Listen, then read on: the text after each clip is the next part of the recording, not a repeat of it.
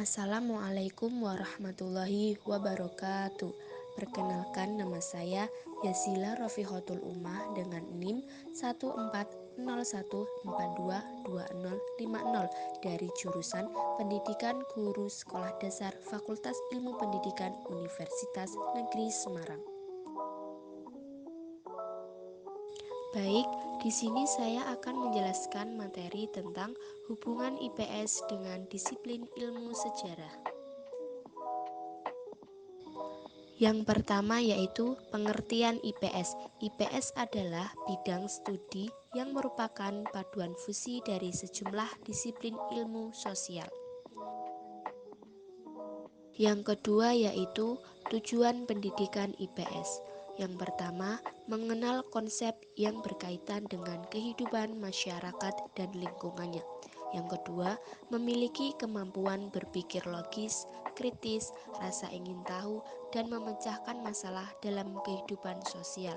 Yang ketiga, memiliki kesadaran terhadap nilai sosial dan kemanusiaan. Yang keempat, memiliki kemampuan berkomunikasi, bekerja sama, dan berkompetisi dalam masyarakat.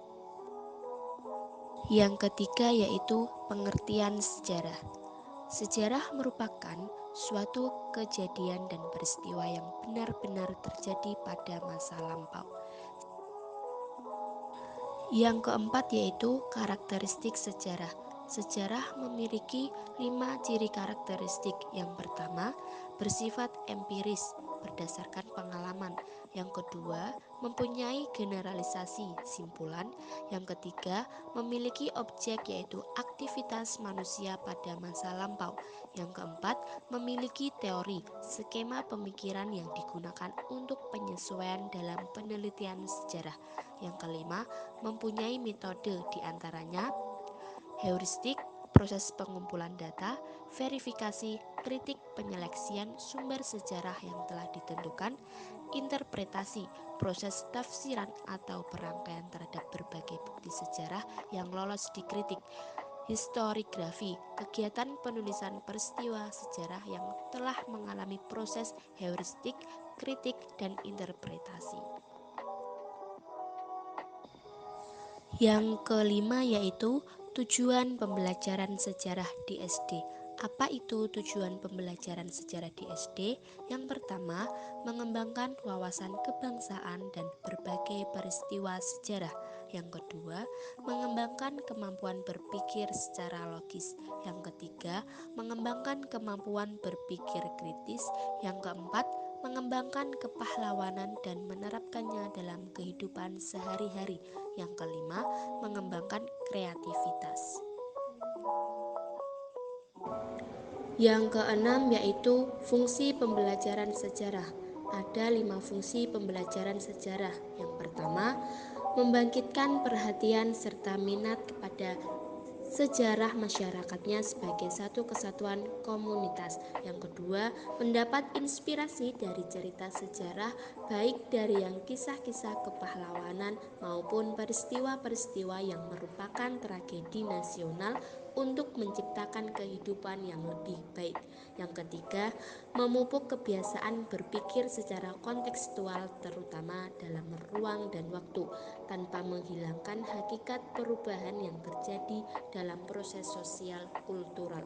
Yang keempat, tidak mudah terjebak pada opini karena dalam berpikir lebih mengutamakan sikap kritis dan rasional dengan dukungan dan fakta yang benar.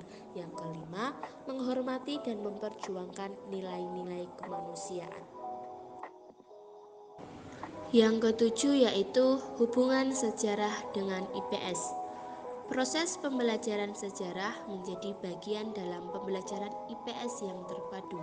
Kehadiran sejarah dalam materi IPS yang diajarkan sejak sekolah dasar tidak hanya menjawab persoalan terkait dengan latar belakang suatu peristiwa atau sebagai bahan pertimbangan dalam mencari solusi suatu persoalan masa depan, namun juga menjadi model kajian untuk ditelaah dan memberikan informasi nilai-nilai kebaikan kepada siswa.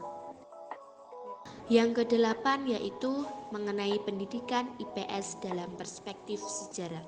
Dalam perspektif sejarah, dikenal dengan adanya 3 dimensi, yaitu masa lampau, masa kini, dan masa yang akan datang. Dengan demikian, dapat disimpulkan bahwa dengan mempelajari sejarah, maka akan banyak situasi sekarang yang dapat dijelaskan. Pengkajian sejarah dapat membantu membuat tidak hanya diagnosa masa kini, tetapi juga prognosisnya, memproyeksikan masa depan. Sekian video pembelajaran dari saya. Wassalamualaikum warahmatullahi wabarakatuh.